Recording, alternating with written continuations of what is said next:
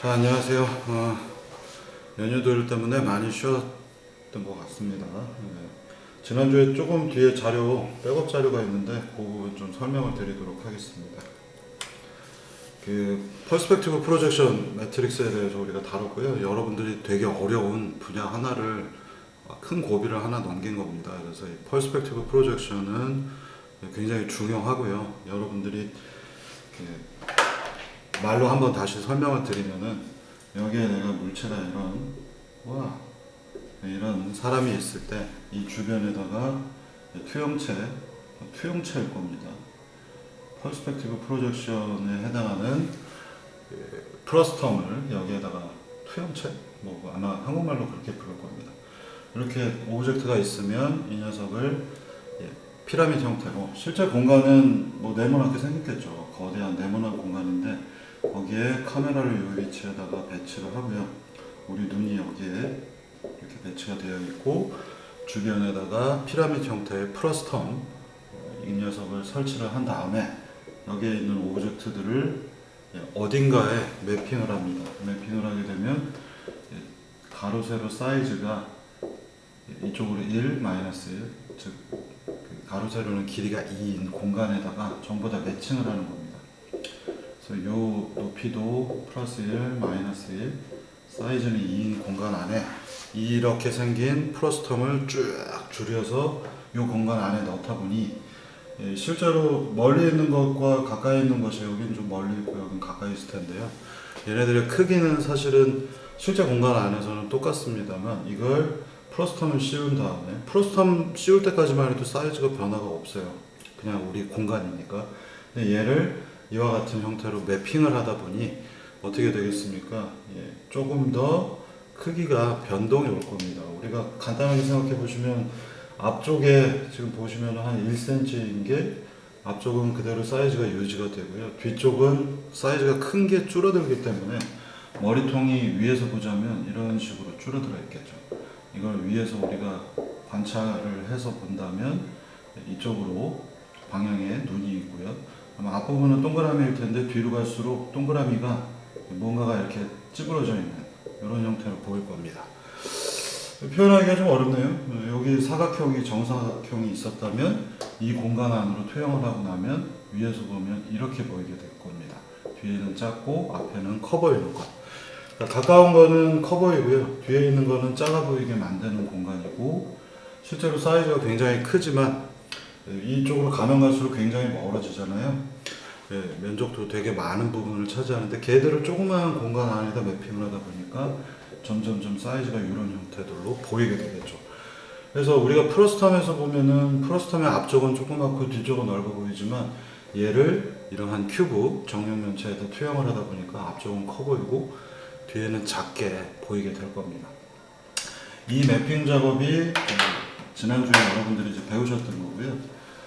이게 이제 좀 복잡했지만 어쨌든 여러분들이 1차적으로 했고, 뒤에서도 다시 이 방정식들, 행렬을 이용한 방법들을 소개를 할 거기 때문에 어쩌어쩌 잘들 쫓아가 주시면 좋을 것 같습니다. 근데 여기에서 이 수식이 되게 중요한 부분이고요. 퍼스펙티브 프로젝션 매트릭스의 전체를 다 좌지우지하고 있습니다. 자, 그런데 우리가 이걸 가지고 영상을 보시면요, 큐브 정육면체에 해당하는 길이가 1인 녀석을 그림을 그립니다.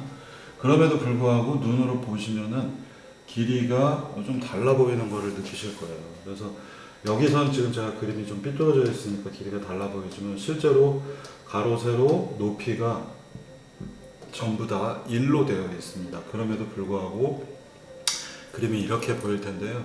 이 부분은 왜 그럴까? 에스펙트 레이시오 때문에 그렇습니다. 여기에 가로 세로 비율을 우리가 수식에서 보시면은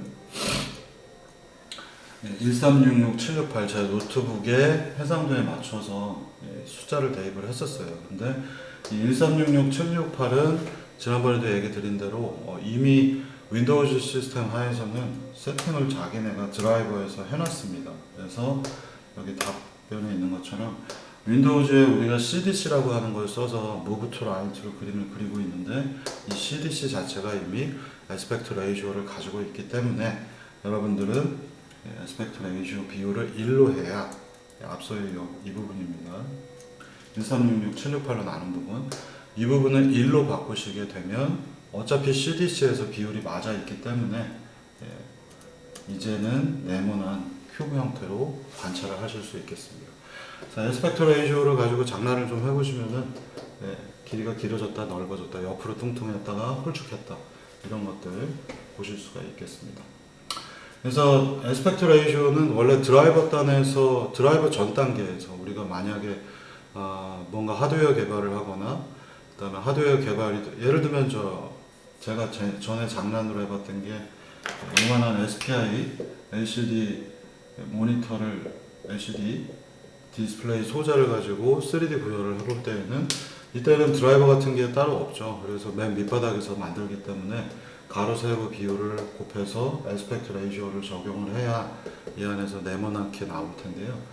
근데 이미 윈도우즈는 여러분들이 드라이버를 거쳐서 그래픽 드라이버에서 CDC가 윗단계, CDC의 윗단계에서 가로 세로 비율을 토대로 에스펙트 레이시오를 적용을 했기 때문에 이미 한 대다가 또 적용을 하게 되면 안 되겠죠. 그래서 이런 식의 그림이 나타나는 거고요. 에스펙트 레이시오 1로 하시면은 이제 정확하게 정육면체로, 육면체로 보이게 되실 겁니다. 자, 그 다음에는 뒤에서도 조금 나오긴 하겠습니다만, UWND 20의 예제입니다. 그래서 이 부분은 이제 조금 뭔가 구조가, 프로그래밍 구조들이 좀 바뀌고 있고요. 이제 카메라라고 하는 새로운 개체를 투입을 했습니다. 그래서 UWND하고 UObject 가지고 여러분들이 그림을 그리고 있었죠. UWND 안에 UObject가 있었고요. UWND 안쪽에 UObject가 선언이 되어 있습니다. 그리고 UObject의 내부를 벌텍스 개수들을 바꿔보는 예제들을 보신 거고요. 런 함수는 뭐 얘기 드린 대로 계속 이 녀석들이 트랜스폼을 해서 애니메이션 구현하는 방법이고 그 부분에서 H 매트릭스, 호모지니어스 매트릭스 H를 토대로 이 UObject들을 움직였었습니다. 자, 그래서 사실 뒤에서도 뭐 카메라 쪽에서 다시 한번 얘기들이 나오겠습니다만 우리가 어떤 오브젝트가 있는데 얘를 이렇게 보거나 이렇게 보는 관점을 오브젝트를 트랜스폼을 해서 오브젝트를 로테이션하고 여러분들 카메라에서 보시는 것처럼 이렇게 하실 수도 있겠습니다만 똑같은 물체가 있고 카메라를 움직일 수도 있겠죠. 네? 지진난 것 같다. 어지간하면 앞으로 카메라는 건드리지 않겠습니다. 아이고, 조정하기가 좀 어려워서. 다시는 카메라를 건드리지 않겠습니다. 자, 그래서 이제는 카메라를 바꾸는 겁니다. 여러분들이 보고 계시는 관점을 이쪽 저쪽으로 바꾸기 위해서 Ucam이라고 하는 객체를 새로 만들었고요. 이 안에는 자, 여기에 필요한 몇 가지 매트릭스 행렬들이 있습니다. 이게 이제 새로 바뀌는 20번부터 새로 바뀌는 거고요. 그 전 단계에서는 어떻게 했냐면은 UWND가 있고 이 오브젝트가 있었죠. 여기까지 똑같습니다. 그 다음에 오브젝트 자체의 변화를 위해서 H라고 하는 매트릭스가 있었고요. 그 다음에 여기에 퍼스펙티브 프로젝션을 UWND가 갖고 있었죠. 그래서 이 퍼스펙티브 프로젝션을 이 오브젝트의 벌텍스에 걸어줘서 뭔가 V가 있었다면 여기 있는 P가 걸려서 V 프라임이 나왔고요. 스케일까지 곱해서 V 프라임은 다시 스케일 곱하기 V 프라임. 그래서 이 녀석들을 화면에다 그렸었습니다. 자, 그리고 이 전 단계에서는 사실 V를 얘가 가지고 있는 오브젝트 트랜스폼을 하기 위해서 이렇게 H를 곱했죠. 그래서 원래 오브젝트가 변환을 해서 트랜슬레이션, 로테이션을 한 다음에 퍼스펙티브를 거쳐서 스케일까지 하게 되면 저 화면에 나타납니다. 자, 그런데 이제 이것만 가지고는 카메라를 자유자재로 움직이는 경우가 많기 때문에 카메라 오브젝트를 새로 포함을 했고요. UWND가 갖고 있었던 퍼스펙티브나 스케일 팩터, 스케일 관련된 부분을 이제 카메라가 가지고 다니고요.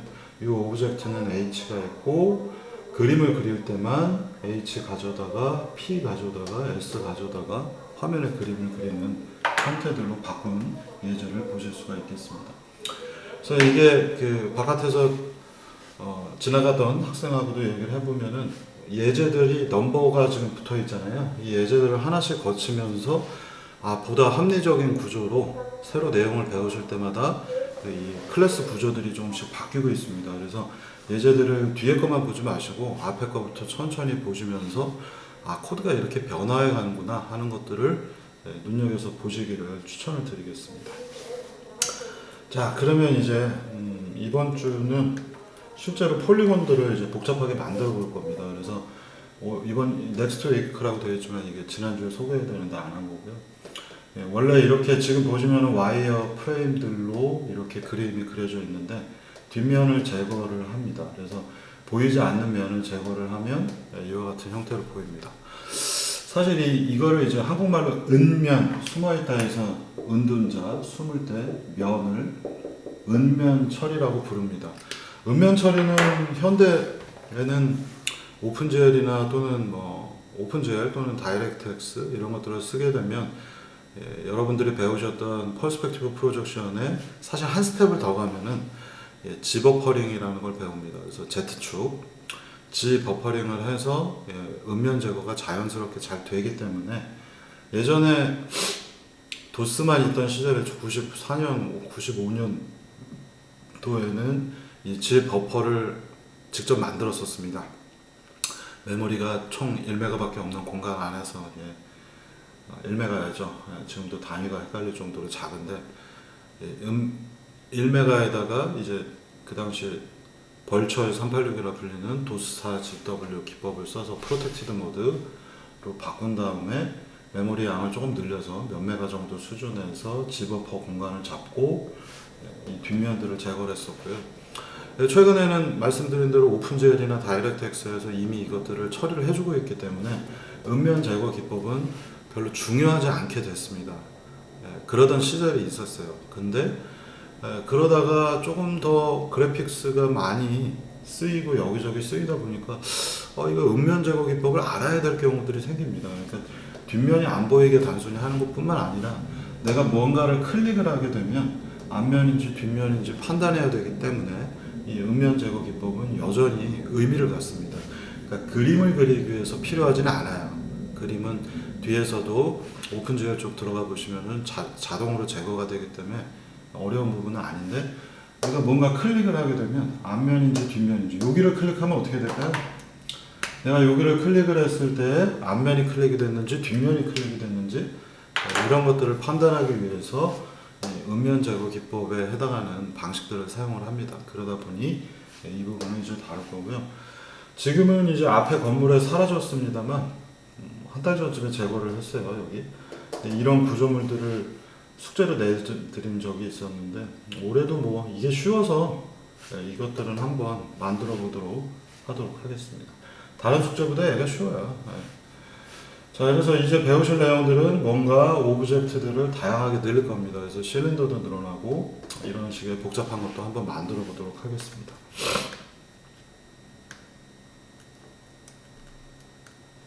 자,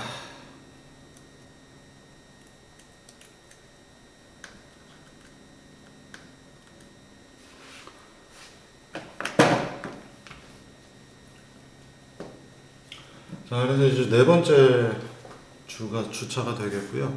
이 수업은 15주차까지의 내용이 그득하게 있어서 이제 좀 템포 업을 해야 되는 시점인 것 같습니다. 지금까지도 천천히 제가 설명드리긴 했지만 실제로 내용이 3시간 분량을 넘어가는 내용들이 계속 나오기 때문에 최대한 앞에서는 작년에 워낙에 많은 학생들이 한 2주차, 3주차 듣고서 포기해버리는 바람에 F가 절반이 나왔었는데 올해는 조금 그래서 앞부분을 천천히 제가 설명을 좀 했었습니다.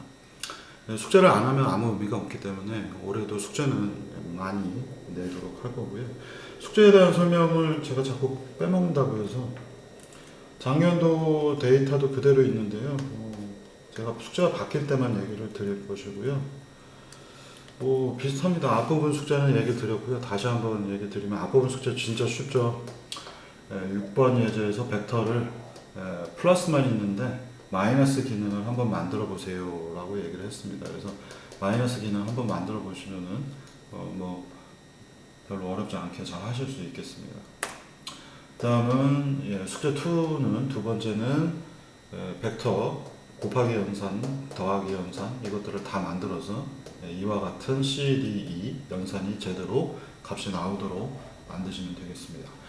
그래서 이 U 벡터는 여러분들이 계속해서 만들어서 쓰는 것이기 때문에 하여간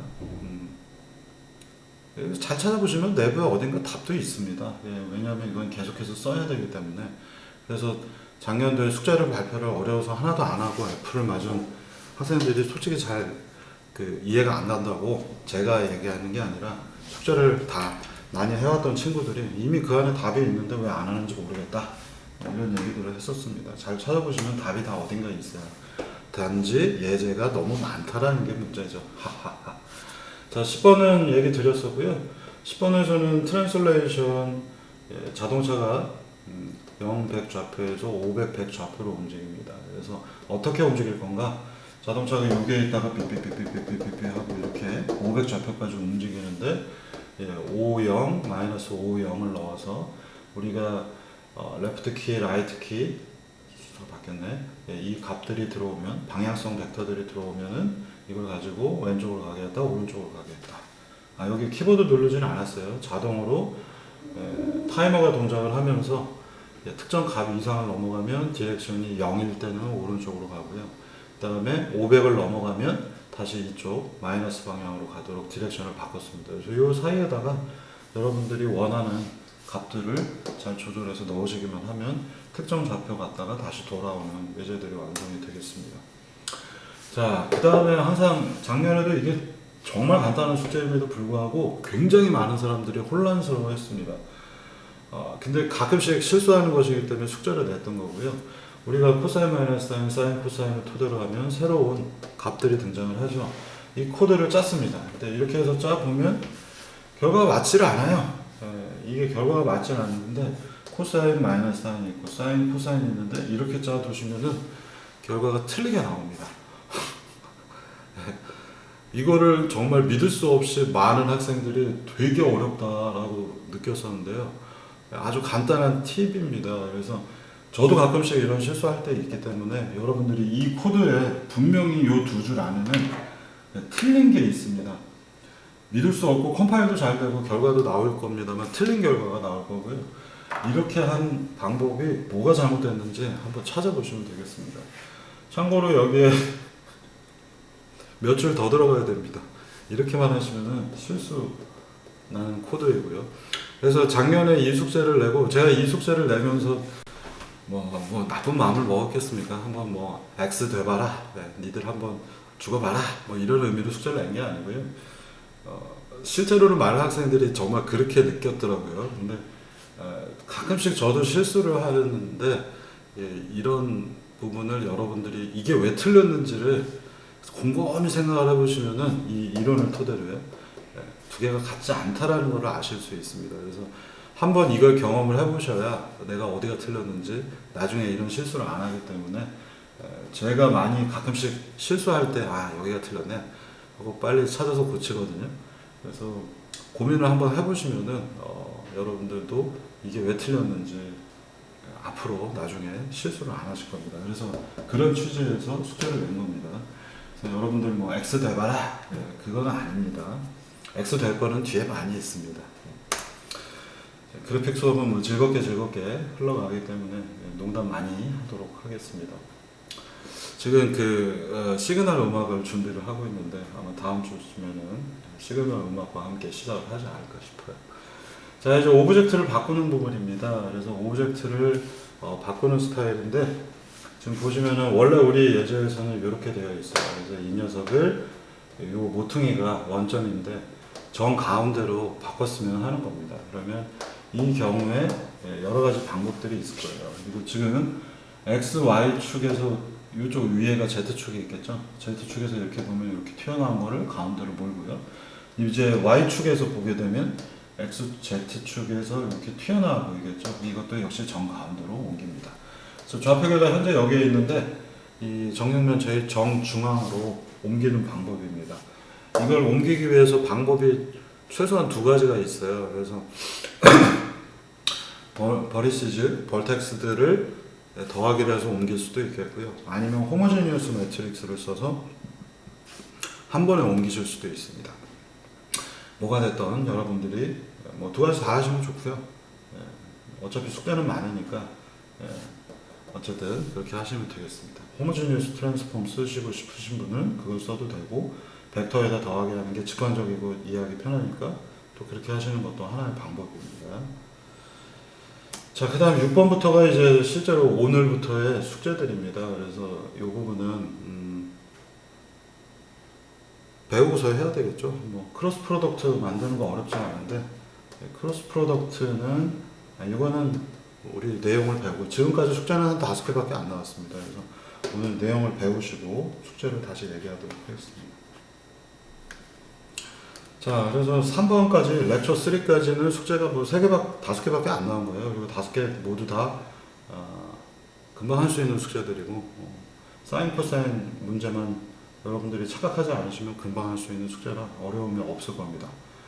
그러니까 숙제를 작년에 한 개도 안 했다라는 거는 F가 날 수밖에 없는 거죠. 숙제 90개 중에서 한 개도, 앞에 쉬엄쉬엄 해도 되는 것들, 뭐 이런 것들도 안 하면 F입니다. 뭐 한 30, 작년에 원래 한 60개에서 F를 끊겠다고 했는데 한 20개 선에서 F 끊었던 것 같습니다. 하도 숙제를 안 하는 학생이 많아서. 자, 이제 렉처 4로 가겠습니다. 렉처 4는 앞서 말씀드린 대로 이제 그래픽의 가장 기본적인 요소 중에 하나였던, 그리고 가장 어려운 내용 중에 하나였던 퍼스펙티브 프로젝션이 넘어갔고요. 이제부터 본격적으로 각종 지오메트리들을 마음대로 만들어내는 그런 내용입니다. 그래서 이걸 많이 만들어내면서 필요한 간단한 수학들이 이제 들어가게 되겠고요. 그래서 지금부터는 이제 숙제들이 폭발적으로 늘어나기 시작하는 좋은 시기는 이제 다 끝났습니다. 한 달. 자, 그래서 맨 처음에 배워주는 내용은 노멀 벡터입니다. 수직 벡터, 수선 벡터, 뭐 한국말로 이렇게 부르죠. 자, 노멀 벡터는 공학수학 기초에서도 많이 다뤘습니다. 이게 노멀 벡터는 굉장히 많이 쓰이기 때문에 안 쓰일 것 같잖아요, 그죠? 되게 많이 쓰이기 때문에 아마 지역선도 과목을 들으신 분들은 거기서 제가 스캐너 가지고 포인트 클라우드 설명할 때 우리가 노멀 벡터라는 걸 굉장히 많이 쓰더라라고 하는 것들을 이제 보셨을 겁니다. 그래서 사실 우리가 살고 있는 공간은 6자유도를 갖잖아요. 그래서 6개의 자유도를 갖고, 그 다음에 XYZ, 위치에 대한 부분 3개, 그 다음에 회전에 대한 거 3개 갖습니다. 로봇공학 들으신 분들 다 아시겠지만, 롤, 여러분들 보고 있는 방향에서 롤, 피치, 그 다음에 요윙에서 3개를 갖고 있죠. 그래서 우리가 살고 있는 공간은 6차로 표현할 수가 있겠고요. 3차원이긴 한데 각도를 포함하면 그렇다는 얘기입니다. 그리고 점 데이터 3개가 있죠. X, Y, Z. 근데 이것만 가지고 부족하다는 얘기예요. 그러니까 위치를 표현하는 데는 문제가 없겠지만 뭔가 3개의 요소가 더 필요하다는 얘기죠. 6자유도를 만족하려면. 그래서 전에는 회전으로 그것들을 표현했는데, 점 하나가 있다면 점을 이쪽에서 보나 여기서 보나 어느 쪽에서 보나 점은 점이잖아요, 그죠? 근데 이게 3차원 공간이 아니라 우리가 살고 있는 6자유도 공간 안에서 본다면 회전이 포함이 돼야 되기 때문에 점 데이터를 여기 있는 한 점, 이 녀석 말고도 XYZ 말고도 3개의 요소를 더 추가할 수 있습니다. 점이라서 각도는 의미가 없고요. 얘의 노멀 벡터라고 하는 수선 벡터, 수직 벡터가 하나가 더 들어갑니다. 그래서 노멀, NX, NY, NG, 그래서 3개가 더 들어가서 이제야 본격적인 6자유도, 6차원으로 되어 있는 점을 제대로 지칭을 할 수 있는 겁니다. 근데 그냥 그래픽에서 많은 경우에는 점 데이터만 가지고 할 얘기를 할 때도 있고요. 그 다음에는 오늘부터 배우시면은 노멀 벡터, 수직 벡터들을 생각을 하도록 하겠습니다. 자, 그러면 무너진다. 자, 이 수직 벡터는 처음에는 쉽게 정의를 할 수 있어요. 지금 보시면 점이 3개가 있어야 최소한의 면을 얘기할 수 있겠죠. 삼각형 면이 생겼습니다. 그럼 이 삼각형의 면은 이쪽이 앞면인가 반대편이 앞면인가 하는 문제가 생기겠고요. 그래서 이 삼각형의 뭔가 방향을 지칭해주기 위해서 우리가 노멀 벡터를 부여를 할 수가 있습니다. 그리고 나중에는 지금 이 평면 하나에 폴리곤 하나에만 수직 벡터가 있지만 나중에는 여기에 각각 다 노멀 벡터들을 붙일 겁니다. 그래서 그래픽에서 기본적인 어떤 벡터라고 할 수 있는 거는 위치 3개에다가 노멀 벡터 3개를 포함해서 총 6개가 되도록 될 겁니다. 이게 이제 포인트 클라우드 레이저 스캐너를 사용하거나 뭐 이런 점들이 요새 되게 많은 것들 여러분들이 뭐 여기저기서 보셨을 겁니다. 그래서 뭐 제 얼굴도 점 데이터들로 다 표현하고 이런 점들은 점만으로 표현된 게 아니라 바로 이 노멀 벡터를 가지고 있습니다. 그래서 실제 점이 아니라 포인트 클라우드 같은 경우도 6개의 데이터를 갖습니다. 자, 이제 그 그래픽으로 다시 주제를 넘겨서 보면요. 점에 대한 얘기가 우리가 조금 더 진지하게 하나씩 계층적으로 어떻게 변화하는지 좀 얘기를 해보겠습니다. 그래픽에서는 기본적으로 3개의 요소가 있어요. 첫 번째가 벌텍스들의 모음, 버리시즈, 정점이 되겠고요. 그 다음에 면, 폴리곤. 바로 이렇게 되어 있는 겁니다. 폴리는 뭐 여러 개를 뜻하는 거고요. 그래서 폴리곤은 사실상 이렇게 생긴 것도 폴리곤입니다. 그리고 이것도 폴리곤이고요. 이것도 폴리곤입니다. 폴리곤의 정의는 벌텍스들로 이루어져 있는 평면들을 의미합니다. 얘들이 이렇게 접혀져 있으면은 이거는 평면 2개가 붙어 있는 거고 하나의 폴리곤이 아니라 폴리곤이 찌그러져 있는 형상이 되겠죠. 그 다음에 바로 이 노멀 벡터가 그래픽에서 굉장히 중요한 3대 요소라고 할 수 있겠습니다. 자, 이 노멀 벡터는 이게 보시면은 정점, 벌텍스하고 폴리곤은 굉장히 스트레이트 포워드 딱 뻔해요. 점이 3개가 있고 걔들을 연결을 해서 뭐 아주 정확한 용어로 표현한다면 이 3가지는 벌텍스들이 되겠고요. 그 다음에 벌텍스 2개가 연결되면 선이 생기죠. 엣지라고 부릅니다. 모서리들이 생겼고요. 모서리들이 최소한 3개 이상이 있어서 걔들이 서로 꼬여있는 관계가 아니어야 이제 첫 번째 가장 벌텍스가 작은 개수가 작은 폴리곤 삼각형이 등장을 합니다. 그래서 폴리는 여러분들 뭐 다각형, 폴리곤은 정확한 한국말로 표현한다면 다각형이 되겠습니다. 그래서 이 다각형을 이제 얘기들을 조금씩 해보겠습니다. 자, 이 노멀 벡터는 얘는 2개는 이제 이해하기가 편한데 노멀 벡터는 뭐냐? 그러면 이 노멀 벡터는 2군데서 쓰입니다. 첫 번째 약 95%가 뭔가 색깔과 관련되어 있습니다. 그래서 빛과 재질 이런 부분을 표현할 때 이 노멀 벡터가 사용이 되겠고요. 그 다음에 히든 서피스 리무벌이라 부르는 HSR 음면 제거 기법 할 때 한 5% 정도 씁니다. 그래서 거의 대부분의 노멀 벡터는 이제 뒷부분에서 오픈GL 쪽 들어가게 되면 색깔이 등장을 하는데 이런 색깔들을 지칭하기 위해서 쓰입니다. 노멀 벡터는 굉장히 중요하고요. 벌텍스는 여러분들이 이해하기가 편하니까 벌텍스는 좋아하고 노멀 벡터 별로 안 좋아하는데 저도 옛날에 그랬고요. 근데 이 노멀 벡터는 거의 그 점 하나만 가지고는 명확하게 데이터를 설명을 할 수가 없기 때문에 노멀 벡터는 기하학적인 형상들, 지오메트리들을 표현할 때 굉장히 중요합니다. 그래서 여러분들은 그냥 머릿속에서 점 데이터 3개 갖고는 안 돼. 3개가 더 추가가 돼서 노멀 벡터와 점 데이터로 표현되는 것들이 우리가 살고 있는 공간 안에서의 점의 정의다. 아예 그렇게 생각을 하시는 게 편할 것 같습니다.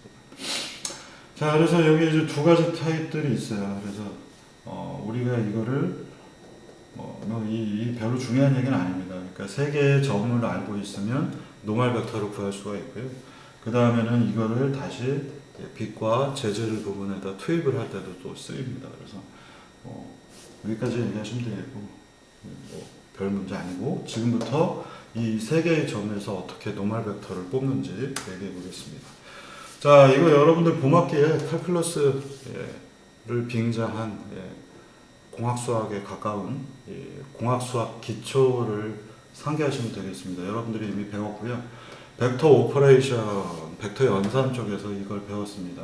거기 보시면은 크로스 프로덕트라는 것이 나오고요. 여러분들이 잘 알고 계시는 내적이 있고 벡터 연산 중에 더하기 빼기 말고요.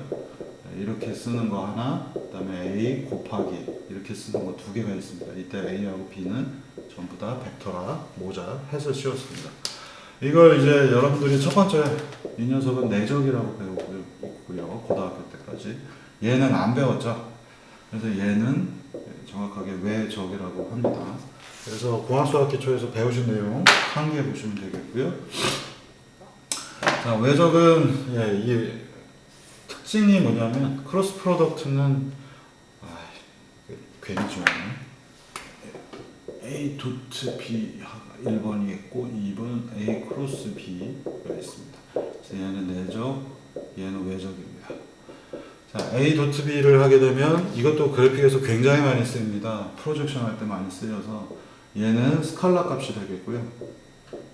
상수가 된다는 얘기입니다. 그 다음에 얘는 벡터가 그대로 유지가 됩니다.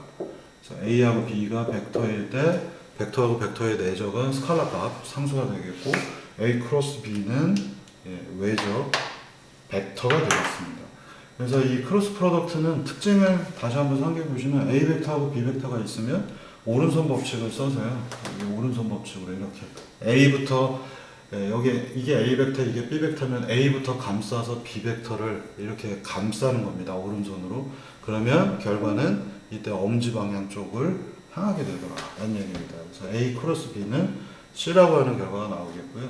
A하고 B 두 개 사이의 각도가 세타가 있으면 우리가 A 크로스 B는 벡터가 되는데 이 절대값 표시를 해서 얘의 크기를 보게 되면 C의 크기는 A 크로스 B의 크기가 되겠고 그때의 사이값 세타가 사인 세타로 들어가고 A와 B의 크기가 여기에 들어갑니다.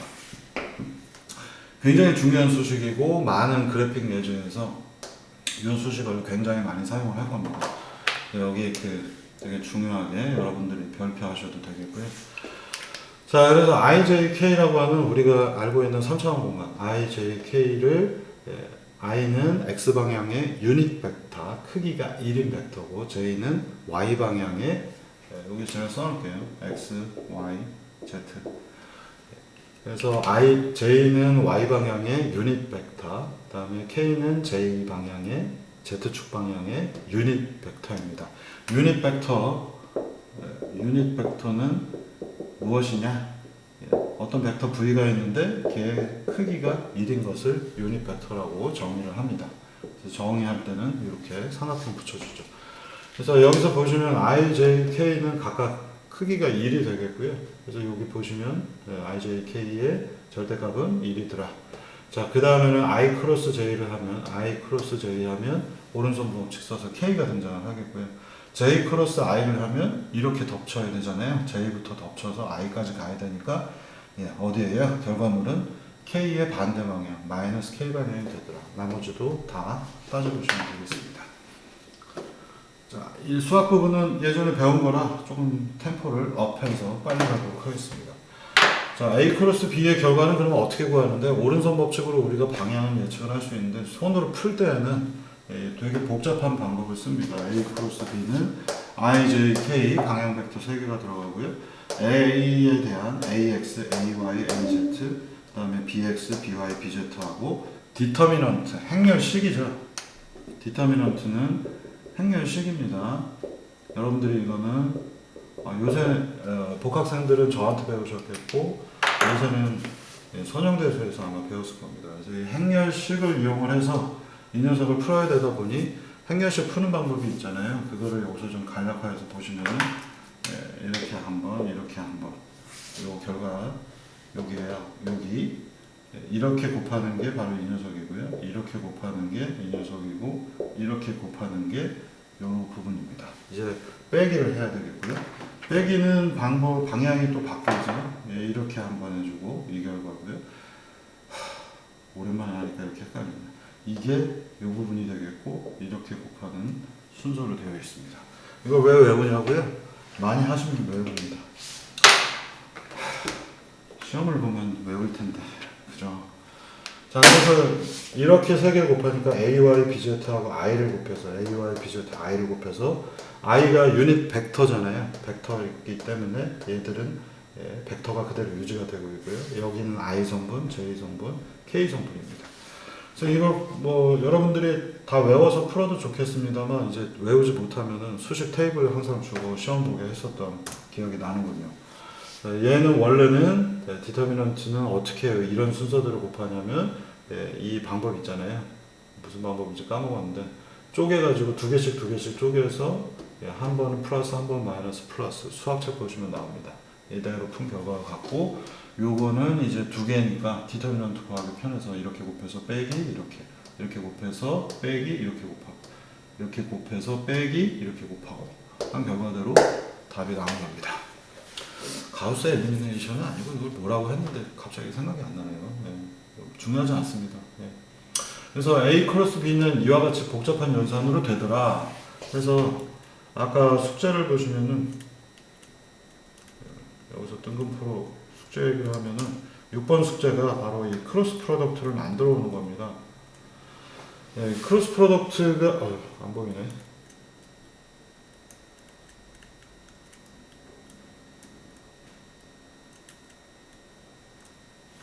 크로스 프로덕트는 이미 코드 안에 제가 만들어 놨고요. 그 수식대로 만들어 놨고 F 크로스 S를 한 결과 C와 S 크로스 F를 한 결과 D 얘네 두 개에는 어떤 차이가 있는지 왜 그런지 설명하시면 되겠습니다. 간단한 숙제입니다.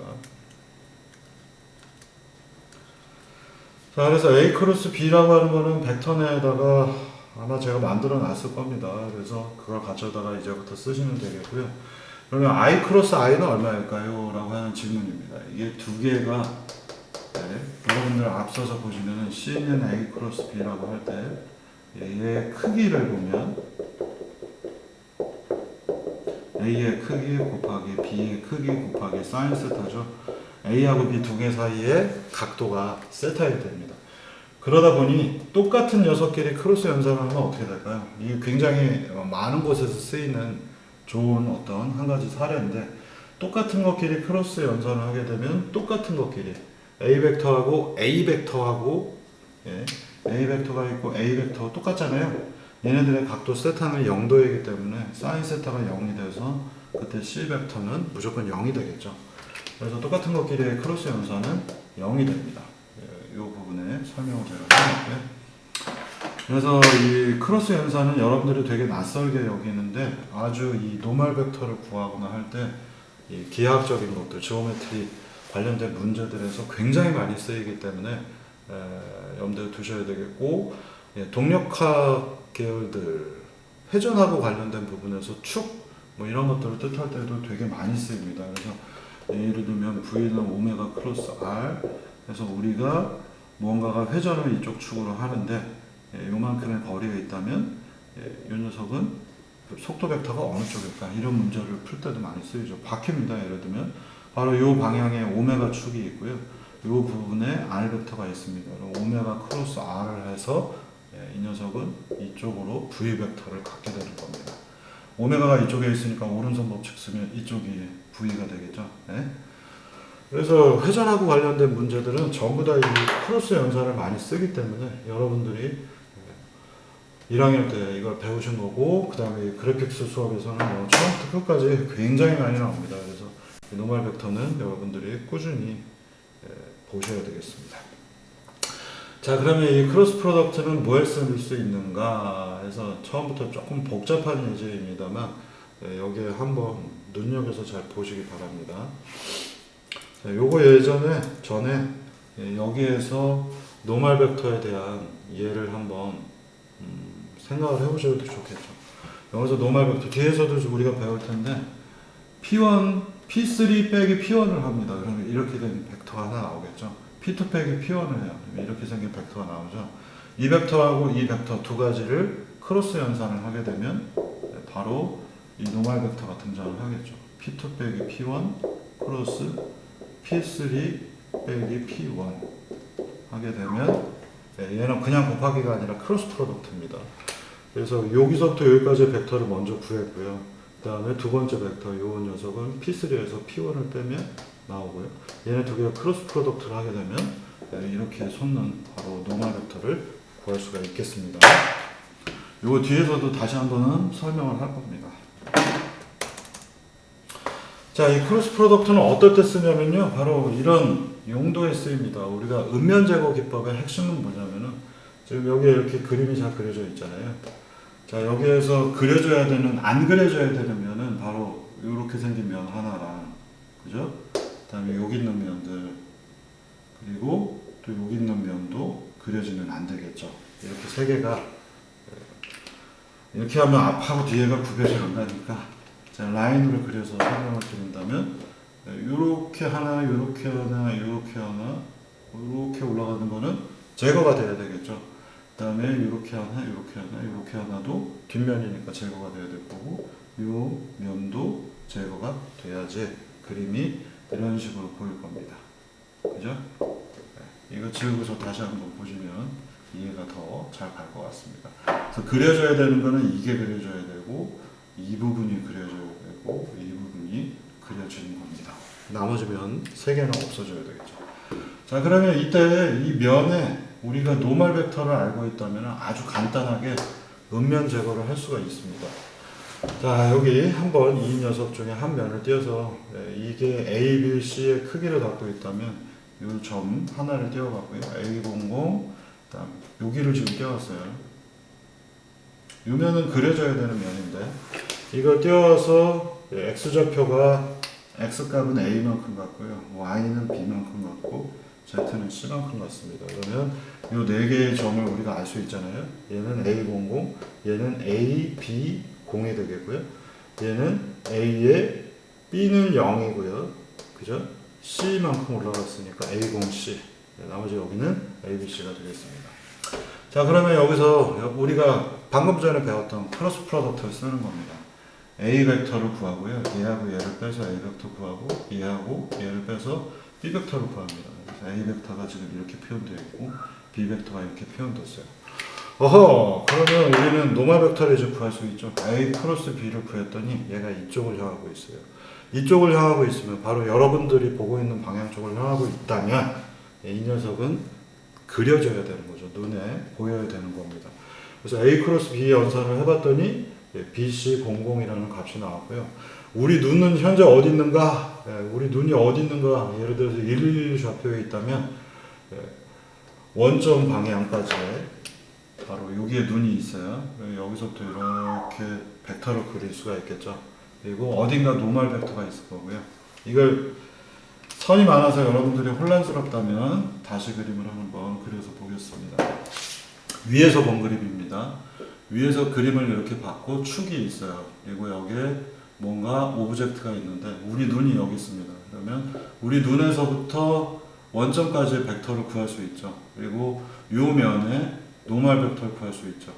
그러면 원점까지 가는 우리 눈의 벡터, 여기 보시면 지금 눈이 111에 있다면 벡터 V는 000 빼기 111 해서 우리가 이 벡터를 구했습니다. 얘가 현재 V이고요. 노멀 벡터하고 V하고 노멀 벡터가 서로 방향이 반대여야 눈에 띄는 거죠. 그러면 방향이 반대인 걸 찾기 위해서 도트 프로덕트를 해줍니다. 도트 프로덕트가 양수이면 같은 방향이고 음수이면 반대 방향이기 때문에 이 조건을 만족하면 그림이 그려지는 겁니다. 그래서 마지막에 보시면 V하고 도트 프로덕트를 내적을 했어요. 그래서 두 개의 결과가 음수이면 보이는 거다. 그리고 이 값이 결과가 양수이면 양수인 경우는 어떻게 되겠습니까? 예를 들면 우리 눈이 이쪽 방향으로 여기에 눈이 있어서 이쪽 방향으로의 벡터를 갖고 있는데 노멀 벡터가 똑같은 방향입니다. 그러면 도트 프로덕트를 하면 양수가 나오거든요. 그러면 show가 아니라 hide, 없어지는 겁니다. 보이지 않게 되는 겁니다. 자, 이런 논리를 가지고 우리가 이 문제를 쉽게 풀어나갈 수가 있습니다. 자, 이럴 때 많이 써요. 그래서 이제부터 이거를 꼼꼼하게 한번 풀어보도록 하겠습니다. 기본적인 개념은 이제 아셨죠? 그래서 노멀 벡터하고 여러분들이 보고 계시는 벡터, 이쪽 방향, 이 두 가지가 방향이 서로 반대이면 그려지는 겁니다. 근데 이게 정확하게 이렇게 된 것도 눈에 보여요. 무슨 얘기냐면 휴대폰이 있고요. 이 녀석의 노멀 벡터가 이렇게 튀어나왔을 텐데 이게 이렇게 약간 살짝 돌면 노멀 벡터가 어떻게 돼요? 이쪽을 향하겠죠? 이렇게 되면 여러분들 눈하고 지금 똑같습니다만 살짝 옆으로 가면 보여요? 안 보여요? 보이잖아요. 그죠? 그래서 예, 도트 프로덕트를 쓰는 거고요. 우리가 보고 있는 여기가 눈이 있고요. 이쪽을 향하고 있는데 노멀 벡터가 이쪽을 향하고 있다. 또는 이쪽을 향하고 있다. 이쪽을 향하고 있으면 예, 이 부분은 V하고 노멀 벡터의 합이 도트 프로덕트가 항상 0보다 작은 겁니다. 그래서 대략 이쪽 방향으로 노멀 벡터들이 향하고 있다면 예, 이것들은 다 보이는 거고요. 예, 완전히 안 보이는 경우도 생기죠. 언제부터 생길까요? 이게 디디디디디디디 하고 돌아서 예, 노멀 벡터가 저쪽을 향하는 거죠.